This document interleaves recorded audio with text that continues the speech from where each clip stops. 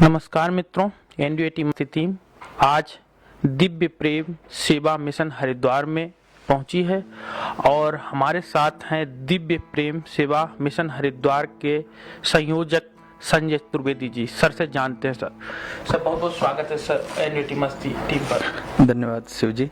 आपकी जो संस्था है इसकी स्थापना कब हुई है सर?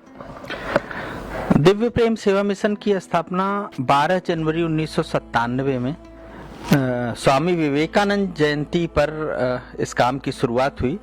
हम लोगों ने स्वामी जी को ही अपना आराध्य, उनको ही अपना प्रेरणा पुरुष मानकर उनकी विचार नर सेवा नारायण सेवा को आधार बनाकर इस काम की शुरुआत की। और हरिद्वार का जो चंडी घाट का एरिया है जहाँ पर हम लोग इस समय बैठे हैं, यहाँ पर बहुत पहले से सैकड़ों कुष्ठ रोगी रहते हैं।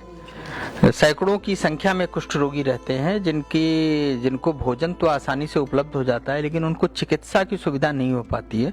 तो जब हम लोगों ने जनवरी में यहाँ पर आए तो ध्यान में आया कि उनके लिए अगर कुछ कर सकते हैं तो शायद कुछ सार्थक हो जाएगा। हम लोग 8-10 नौजवान थे, इलाहाबाद विश्वविद्यालय से पढ़ाई पूरी करके घूमने आए थे और उस समय लगा कि हम अपने जीवन में आगे व्यवसाय करेंगे, अन्य चीजें करेंगे, लेकिन कुछ समय समाज के लिए निकाला जाए। और समाज का एक ऐसा वर्ग जिन्हें लोग छूने से भी घबराते हैं, जिन्हें लोग घृणा करते हैं, उनके लिए कुछ काम किया जाए तो शायद हमारी भी आत्मा का कुछ डेवलपमेंट हो सकेगा। इस काम की शुरुआत हुई और अभी लगभग 25 साल हो गए काम करते करते। शुरुआत हमने जो लेप्रोसी पेशेंट रहते थे वो दिन में तो भिक्षा मांगने चले जाते थे और सायंकाल वो जब वापस आते थे तब उनको उनके घाव साफ करना, उनको बैंडेज करना, पट्टी करना। और यहाँ हरिद्वार में ऋषिकुल आयुर्वेदिक कॉलेज और गुरुकुल आयुर्वेदिक ऐसे 2 कॉलेज हैं। वहाँ के डॉक्टरों से हम लोगों ने थोड़ी दोस्ती कर ली थी। वो लोग आ जाया करते थे, वो लोग कुछ दवाएं देने का काम करते थे और हम लोग उनके बैंडेज का काम करते थे। इस काम से शुरुआत हुई। बाद में ध्यान में आया कि इस रोग के बारे में बड़ी भ्रांति है समाज में कि छुआछूत का रोग है, हेरिडिटी का रोग है। इस नाते से लोग इनके पास आने से घबराते हैं। उनके बच्चे होते हैं, उन बच्चों को समाज स्वीकार नहीं करता। फिर वो जिनके हाथ नहीं है, पैर नहीं है, वो किसी स्कूल में एडमिशन कराने जाएंगे तो स्कूल में चपरासी ही स्कूल के अंदर नहीं जाने देगा। तो लगा कि ये महत्वपूर्ण काम है और उन बच्चों के लिए आगे बढ़ के कैसे हम क्या कर सकते हैं। तो फिर धीरे धीरे उन बच्चों के लिए एक स्कूल खोला और संस्कार केंद्र शुरू किया। फिर ध्यान में आया कि नहीं, अगर इन बच्चों को पूरे समय अपने साथ रहकर, जब 2 घंटे 4 घंटे वो बच्चे रहते हैं और इतना परिवर्तन होता है, तो अगर हम उनको पूरे समय अपने साथ में रखें तो एक रेजिडेंशियल स्कूल की शुरुआत की। अभी 25 वर्षों में देश के विभिन्न प्रांतों के लगभग 12 प्रांतों के 650 बच्चे हमारे पास रहते हैं यहाँ पर। 250 तो हमारा हरिद्वार का जो विद्यालय है वहाँ पर है। बच्चे आएंगे, पढ़ेंगे, चले जाएंगे। और लगभग 300-350 के करीब जो हमारा रेजिडेंशियल विद्यालय चलता है हरिद्वार से 15 किलोमीटर आगे चीला वंदे मातरम कुंज के नाम पे, वहाँ पर लड़के और लड़कियां दोनों रहते हैं। तो धीरे धीरे 25 साल हो गए काम करते करते। और अच्छा ये है कि वो बच्चे ही यहाँ से निकल के जा रहे हैं, अपने पैरों पर खड़े हैं, अपने समाज की और इस देश की सेवा में लगे हुए हैं। कुछ बच्चे डॉक्टर बने हैं, कुछ इंजीनियर बने हैं, कुछ अन्य बी फार्मा का कोर्सेज वगैरह कर रहे हैं। तो ये हमारे लिए एक गर्व का विषय है और थोड़ा हमें भी अपने आप में एक अच्छा अनुभूति होती है कि हमें प्रत्यक्ष 25 सालों में परिणाम दिखाई दे रहा है। जो बच्चे हमारे पास 4 साल 5 साल के आए, आज 25 साल 30 साल में अपने पैर पे खड़े होकर समाज और देश की सेवा कर रहे हैं।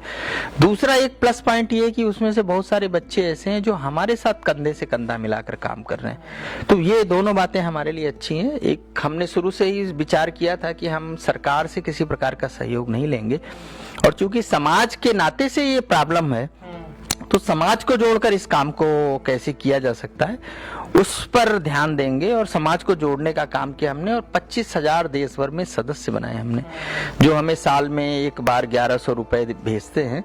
उससे पूरा का पूरा हम संचालन करते हैं उसी से हम अपनी सारी गतिविधियों को, तो उनको जोड़े रखने के लिए एक पत्रिका भी हम निकालते हैं, एक उनके जन्मदिन पे पत्र भी हम उनको भेजते हैं। तो समाज कैसे हमारे साथ लगातार जुड़ा रहे, तो जो एक समाज में जो भ्रांति है एक वो दूर होगी, और समाज जब स्वयं आकर यहाँ काम करेगा, इन्वॉल्व होगा, तो फिर अपने क्षेत्र में भी जाकर सेवा के काम में प्रेरणा जगेगी और काम कर सकेगा। मैंने पहले बताया कि हम समाज से किसी प्रकार का समाज को के आधार पर ही पूरे काम को करते हैं, सरकार से किसी प्रकार का सहयोग नहीं लेते। और समाज में हम क्या करते हैं कि कुछ इवेंट करते हैं, और उस इवेंट में जैसे राम कथाएं कराना, एक मनोज जोशी का नाम सुना होगा आपने, वो चाणक्य का 2 घंटे की प्रस्तुति करते हैं।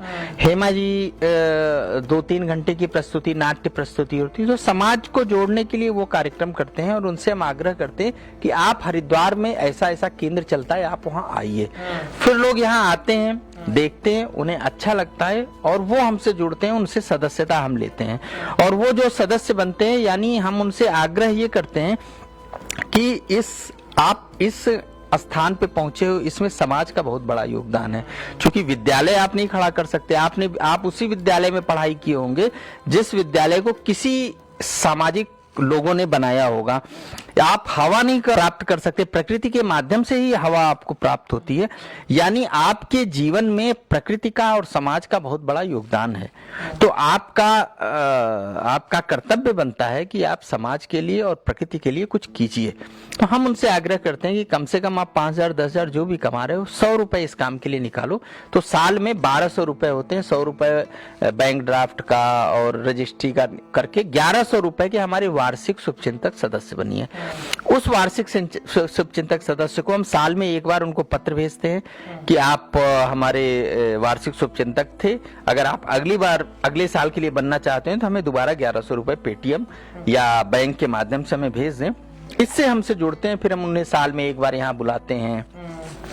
और 2 कार्यक्रम और हम देते हैं लोगों को। हम उनसे आग्रह करते हैं कि एक तो विवेकानंद जयंती 12 जनवरी को सेवा दिवस के रूप में कैसे मनाया जाए, यानी सेवा दिवस को कि उस दिन कुछ न कुछ सेवा आप अपने हाथों से कीजिए। और 15 अगस्त महर्षि अरविंद जयंती है, हमारे देश की स्वतंत्रता का दिवस है। तो 15 अगस्त को हम पर्यावरण, उस समय मानसून भी रहता है, तो पर्यावरण दिवस के रूप में मनाइए। तो पिछली बार तो हम लोगों ने लगभग 1 लाख वृक्ष 15 अगस्त के अवसर पे पिछले 12 सालों में हम लोगों ने लगवाया है, उसका पूरा डाटा मौजूद है। तो ये 2 तो हम लोकल स्तर पे कार्यक्रम देते हैं, और एक कार्यक्रम साल में एक बार उन लोगों को यहाँ बुलाते हैं कि वो बच्चों के कार्यक्रम देखें, यहाँ के लोगों के कार्यक्रम देखें, जो हमारी गतिविधियां चल रही हैं उसको देखें और भावना के साथ हमसे जुड़ सकें। बहुत आप सुंदर कार्य कर रहे हैं सर। विजन क्या है आपका? देखिए, भविष्य क्या है? भविष्य तो हमारे लिए जो हमारे बच्चे हैं 4 साल 5 साल के, उनको हम इतनी अच्छी शिक्षा दे सके कि वो अपने पैरों पे खड़े होके समाज और देश की सेवा कर सके। भविष्य तो हमारा यही है। अभी जो गतिविधियों में हमारा ये है कि अभी हम इंटर तक का बच्चों का संचालन करते हैं, उसके बाद बच्चे बाहर जाकर पढ़ते हैं। हमारे मन में ये है कि हम चूंकि अभी ये कोरोना का काल बीता है, तो हमारे मन में ध्यान में आया कि मेडिकल संबंधित समस्याएं बहुत हैं। शहरों में तो नहीं पता चलती, लेकिन अब जब आप ग्रामीण इलाकों में जाएंगे तो लगेगा कि वहां पर पीएचसी तक ही काम नहीं कर रहे हैं।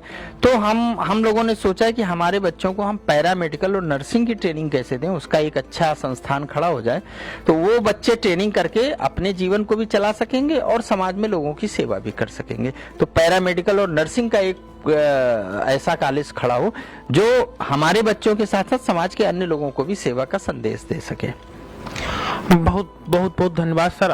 मानव सेवा सबसे बड़ी पूजा है, तो आप मानव सेवा कर रहे हैं, इतनी बड़ी सेवा, मानव सेवा सबसे बड़ा धर्म भी है। तो सर इन्हीं शब्दों के साथ बहुत बहुत धन्यवाद। एक चीज और पूछना चाहेंगे सर, जो ये एनयूटी मस्ती टीम जो कार्य कर रही है, आप इसको कैसा देखते हैं, आपके क्या विचार है सर?